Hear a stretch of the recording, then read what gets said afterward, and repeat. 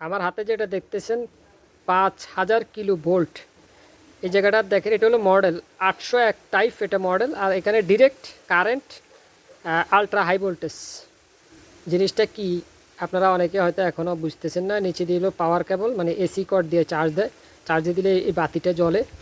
আর এখানে হলো এই যে দেখেন নেগেটিভ পজিটিভ, অর্থাৎ যখন আপনি টিপ দিবেন এই জায়গায় কারেন্ট, হাই ভোল্টেজের একটা কারেন্ট প্রবাহিত হবে, কারো বডিতে টাচ করার সাথে সাথে সে মারাত্মকভাবে আহত হবে। ভিতরে একটা বাতি আছে, তো বাতি দিয়ে রাতে চলাচল করার জন্য দিছে এই যে, ঠিক আছে।